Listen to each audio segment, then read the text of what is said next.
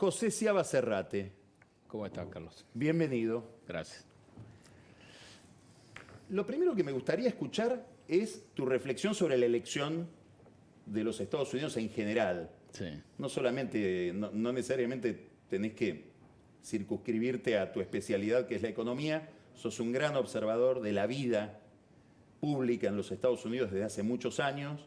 Sos un especialista en los movimientos de la economía internacional, donde lo que haga Estados Unidos, ni que hablar lo que haga la Reserva Federal, es determinante. ¿Qué significa el triunfo de Biden respecto de Trump en la vida norteamericana? Después vamos al tema internacional. Bueno, el país está muy dividido, eso lo sabíamos. La elección es un buen examen, me parece a mí, porque te permite hurgar y ver hasta dónde llega la división y dónde empieza la cohesión. Y yo creo que ha mostrado focos importantes de cohesión. O sea que la primera reacción, te diría, de los mercados es más bien de alivio. Se temía algo peor, se podía complicar. ¿Qué sería lo peor? Un caos institucional, yo diría, y por otro lado, violencia en las calles. Hemos tenido muchísima violencia este año, cosas que no se veían desde la década del 60, por otros temas, por temas raciales, etcétera. Así que esto podía ser caldo de cultivo para repetir eso y darle más virulencia, pero además cuestionando el funcionamiento de la democracia, etcétera. Trump ha buscado todos los recursos, pero eso no ha aprendido. Yo empezaría señalando, muchísima gente fue a votar con ideas diferentes, pero hay una coincidencia ahí. Digamos, la elección es el camino para dirimir las diferencias, eso ha quedado muy claro en un país que normalmente tiene una cierta apatía para las elecciones. Hemos tenido una concurrencia masiva, la participación electoral no se veía desde hace 120 años. Nadie había sacado tantos votos como Trump, 71 millones, ni tampoco los 75 millones de Biden. Yo diría, la cobertura de los medios también ha sido bastante ecuánime. Fox News le dio la victoria o le concedió la victoria a Biden 2 días antes que CNN, por ejemplo, en el estado de Arizona. Ha sufrido, digamos, la presión también del gobierno por esa decisión. Digamos, creo que lo que vimos es que hay una base donde Estados Unidos mantiene, digamos, yo te diría, una unidad, un respeto a lo institucional, y eso no ha podido ser dañado a pesar de toda la confrontación implícita y del hecho de que el presidente todavía no ha asumido formalmente lo que es una derrota. Está en su derecho en cuestionar legalmente lo que le parezca irregular, no ha aportado tampoco mucha evidencia, y lo que no ha sucedido es que se incendiara el país o que esta confrontación motivara problemas. Ni en las calles, yo te diría, prácticamente en ningún lado. Si uno revisa lo que pasó la semana pasada, hubo más problemas en Europa por la cuarentena, sí, que en Estados Unidos por este tema, ¿no? Hay una cuestión de detalle, sí, pero son esos detalles estratégicos. Es el voto en Georgia. Sí. Del voto en Georgia, que se debe producir todavía, depende la composición del Senado. Sí, a nivel del Senado. Hay 2 vacantes, hay 2 escaños, claro, digamos, donde no se ha conseguido el 50%. Estados Unidos es un país muy federal. Las normas en Georgia establecen que hay que ir a una segunda vuelta que se va a hacer el 5 de enero. ¿Puede quedar el Senado empatado? Sí. Y Kamala Harris tener que definir. Cobos. Exacto. Voto no positivo. Exacto. ¿Qué significa eso para la estrategia económica de Biden? ¿Tener o no el Senado? Bueno, yo creo que es clave para darle potencia, ¿no? Había una expectativa, te diría a principios de octubre, según las encuestas, de que esto podía significar una especie de ola completa, un barrido, digamos, de los demócratas y quedarse los demócratas con el Senado. Ahora, se vio que la elección no fue tan buena de los demócratas, ni en el Senado ni en la Cámara de Representantes. Así que esta es una última opción que queda todavía para discutir el Senado. Si no, el Senado va a quedar en manos republicanas, que hoy pareciera lo más probable, pero te imaginas que esta va a ser una campaña excepcional para definir estos 2 escaños, se va a volcar muchísimo dinero. Y Georgia se está definiendo, digamos, levemente a favor de Biden. Era un estado que había estado en control de los republicanos desde que votaran a Jimmy Carter, ¿no? Ahora, que los demócratas, que el presidente controle el Senado, es algo que tiene que ver con la posibilidad de gastar más o menos. Yo te diría, acá en lo concreto y hay eso una influye sobre todo el diseño de la economía, ¿o no? Sin duda, sin duda. La plataforma de Biden es la más detallada, la más potente, si Biden tiene capacidad de ejecutarla y el control del Senado le daría esa capacidad, te diría que la proyección era del estímulo fiscal más fuerte y la que proyectaba mayores tasas de crecimiento del PBI del empleo. Ahora, Si esto ¿eso era qué posible. significa para el mundo? Que Estados Unidos pueda gastar más, que el Estado pueda gastar más. Te lo significa. ¿Qué significa para el valor del dólar, para Te las diría que commodities? Biden era como la vacuna. Lo que pasa es que acá hemos ver, tenido. Biden era casi como la vacuna. Lo que pasa es que hemos tenido estas dos noticias juntas y en ese sentido esto es muy potente. Pero casi ¿Cuál todos los noticia decís, la de la efectos. vacuna? La de la vacuna de Pfizer, ¿no? Vamos a decir lo siguiente, ya que nombraste el tema. Trump acaba de decir algo muy interesante. A Trump lo han vacunado primero, antes Dice, que nada. anunciaron esperaron a que se haga la elección para anunciar la vacuna porque trabajaban para Biden. La verdad que él apostaba a que Pfizer tuviera la vacuna para antes de la elección. Pero lo que está diciendo ahora es la tenía y la anunció después La para vacuna hacerme no tiene perder. la información. Sí, sí, yo te diría que al primero que han vacunado es a Trump. Suponiendo que, y todo el mundo piensa esto, los laboratorios estaban detrás de Biden con un gran financiamiento de la campaña demócrata. Puede O sea, ser, es muy pero no estoy interesante tan el seguro. juego. Sí, Si es que sí. Pfizer jugó a la política y definió Yo la creo que elección. jugó tratando de ser presidente y quitó esto de la campaña. O sea, no solamente acá los laboratorios influyen mucho en el juego político. Bueno, eso está claro. Eso está Sigamos entonces. claro. Así que te diría, Estábamos hablando del nivel de gasto, de la cuestión fiscal y el diseño Biden general con el de- control del Sí. Congreso es el esquema más potente lejos. Yo te diría que un triunfo de Trump y de Biden con un Congreso dividido es más o menos lo mismo que el status quo que vos ya tenías, ¿no? Así que el gran cambio acá, digamos, el gran temor acá era que se complicara la situación institucional, etcétera. Eso no se produjo y lo que vos viste fue una reacción de alivio muy potente. Ahora, supongamos que no tiene el Congreso, que no tiene la herramienta fiscal para reanimar, que no puede expandir fiscalmente, tenemos que mirar que haga la Reserva Federal. Bueno, La tasa. La Reserva Federal está acotada, digamos, la Reserva Federal y los bancos centrales en general están pidiendo más política fiscal. Porque para la naturaleza del problema, de la pandemia, sobre todo de una pandemia sin vacuna, sin una solución médica para esto, que esto cambia con estas noticias, la solución es obviamente la política fiscal, porque lo que hay que darle es ingresos a los que se han quedado momentáneamente sin trabajo, a las compañías, etc. Así que la política fiscal acá era clave. Si no se puede implementar la política fiscal porque uno controla el Congreso, lo que hay que hacer es una negociación. Hay una negociación en curso que empieza más o menos en junio, julio, cuando se agota el primer programa, la Ley CARES y la ampliación de la Ley CARES, que lo sanciona el Congreso en un año electoral muy rápidamente porque los dos partidos se ponen de acuerdo. Pero eso se quedó corto y la pandemia se estiró. Así que hubo una negociación que duró más de 3 meses, donde al principio quizás los republicanos no estaban, todos querían salir en la foto de la negociación, pero no estaba claro si les convenía o no cerrar la negociación.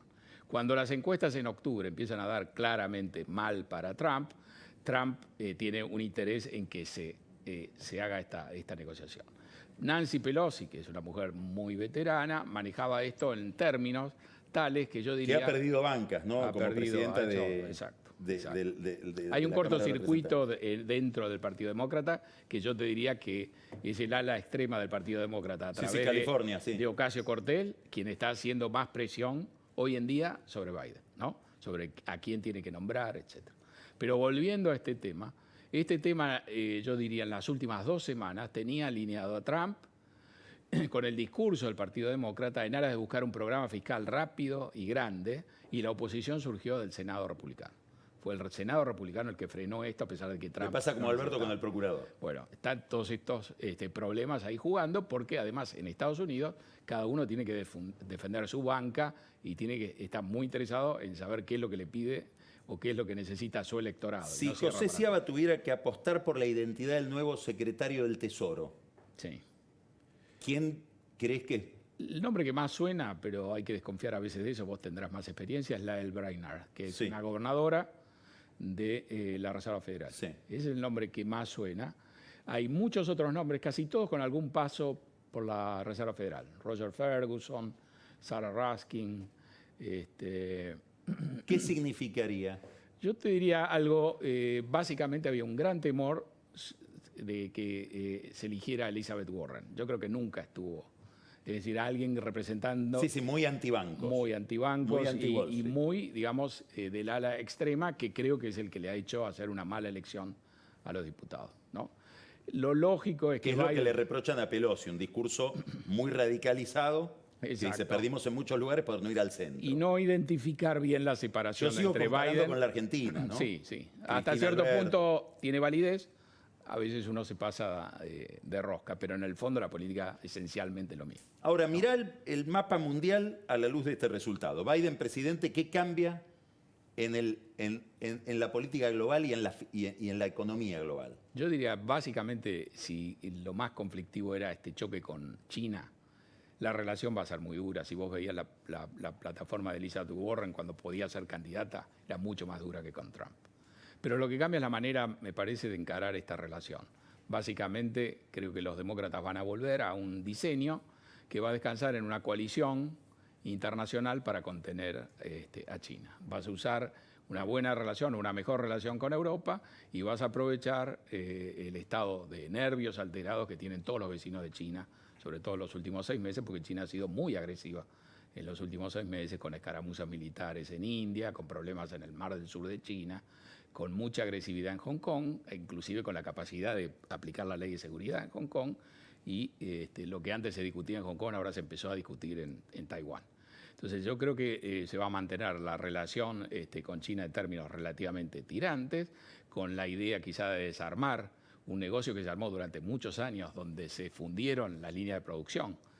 Un poco así como vos hablabas de Tierra del Fuego, China es la base industrial manufacturera de muchísimas compañías de Estados Unidos, Apple, o de compañías de comercio como Walmart, y si uno rompe esa relación, hoy en día las compañías americanas tendrían grandes problemas. ¿Eso vos creés que es Yo creo que un eso- fantasma que se disipa? No, lo que creo que Un cambia... amigo mío que está en Sí. una empresa con muchos americana me decía, antes tener una planta en China eras la vedette. Ahora tenés Ahora una la planta en tenés que China y los sacar. bancos te dicen, no sé si tengo tantas Exacto. ganas de financiarte. Tal cual. Yo creo que eso, si querés, en el corto plazo se aplaca. En el largo plazo daría la sensación de que esta relación con China no la decidió ni Trump ni Biden. Es en el interés de la política estratégica o de la defensa nacional de Estados Unidos. O sea que creo que va a persistir, van a cambiar los modos, la velocidad. Probablemente pueda haber algún cambio arancelario, pero la relación de largo plazo con China es, creo ya, de competencia y eso no va a variar. Eso que hace una relación de competencia, pero menos agresiva, ¿qué significa para el precio de los productos primarios que consume China, donde estamos nosotros con la soja, Chile con el cobre, todo lo que sabemos que consume China de países como los nuestros? Bueno, un punto interesante es que por el acuerdo comercial, fase 1, que tienen cerrado China y Estados Unidos, China tenía que hacerle grandes compras de productos que son los mismos que proveemos nosotros a Estados Unidos. En la medida que nosotros competimos con Estados Unidos y esto se distiende, yo creo que esto va a ser bueno para nosotros. Pero creo que en el largo plazo, el otro elemento que hay que mirar es que Biden va a confiar probablemente más en un enfoque multilateral. Creo que va a bajar las tensiones. Con alguna redefinición que va a haber que hacer a OMC. Hay un tema a discutir que es el de los estándares mundiales en muchos terrenos. Ciberseguridad, la telefonía 5G, inteligencia artificial, donde China ha conseguido un avance. China ha conseguido colocar gente en organismos multilaterales muy importantes. Este cortocircuito con la OMC. OMC es Organización Mundial de Comercio, ¿no? El comercio, o la OMS con la Organización Mundial de Salud, porque digamos el problema de Trump es que él ve que la institución favorece o cubre, digamos, a los chinos, pero eso son espacios que Estados Unidos ha ido dejando en blanco y me parece que Biden puede, o los demócratas pueden volver a tener más participación ahí.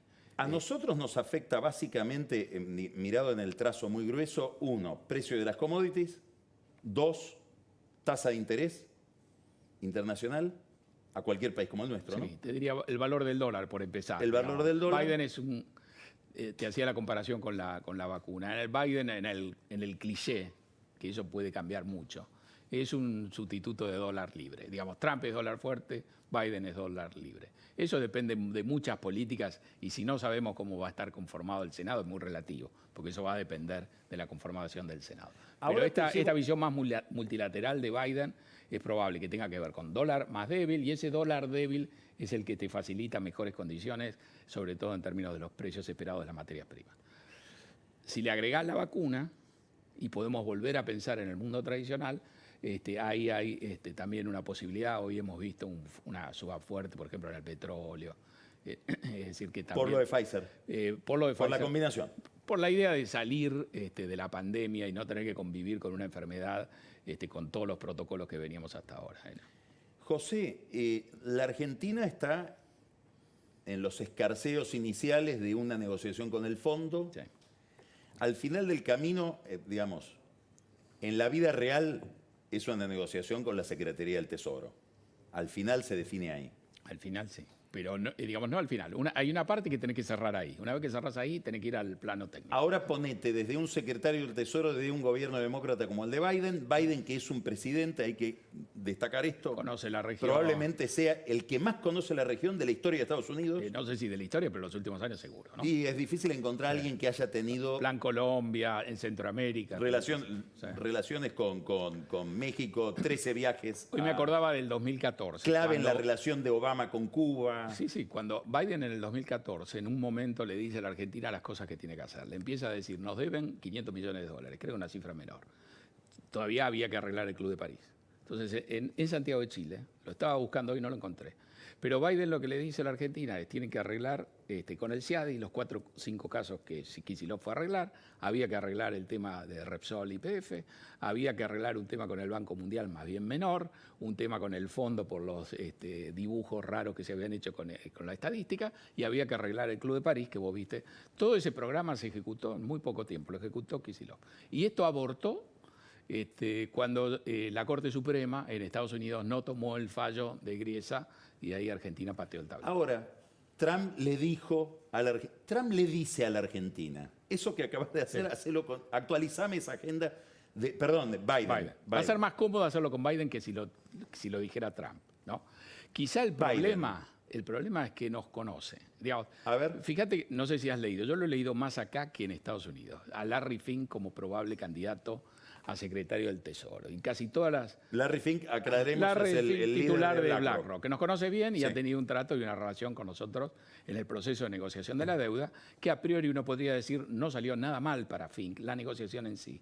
Uno podría decir que creo que consiguió... Es el que acaba de decir que las inversiones acaban a venir nunca más. Son los dos elementos importantes. Yo creo que los problemas que puede tener Argentina puede tener porque hay gente que nos conoce, que quizá hubiera sido mejor que no tuviera esta experiencia.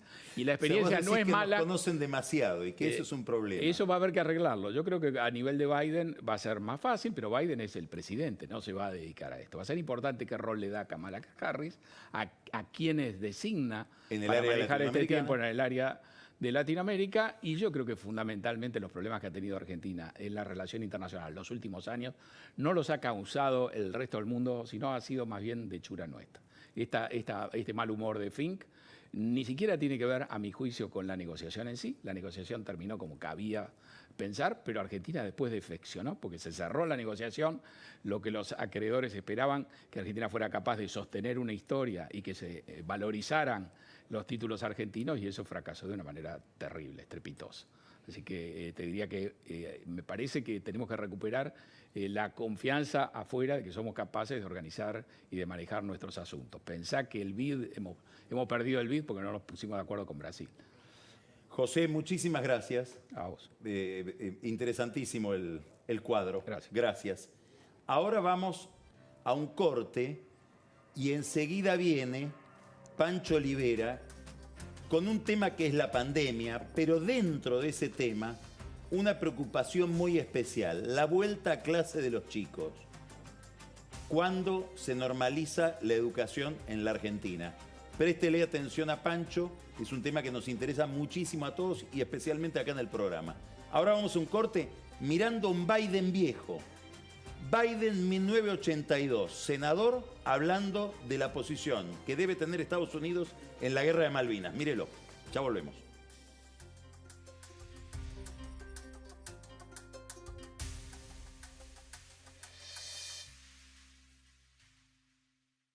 There's a growing feeling in Washington that diplomatic efforts should go on, but that Argentina must be made aware that if war breaks out, the United States will firmly back the British. Today, the U.S. Secretary of State Alexander Haig briefed the Senate Foreign Relations Committee on the status of the negotiations. Senator Joseph Biden was at that briefing. He's a Democratic senator who is sponsoring a resolution in support of Great Britain. I think the Argentinians must be disabused of the notion, assuming they harbor it, that the United States is truly neutral in this matter. And so I have no sense that my resolution calling on the United States Congress to go on record in support of the British would be anything other than helpful. And it's clear that the Argentinians are the aggressor. It's clear the British are right, and it should be clear to the whole world where the United States stands.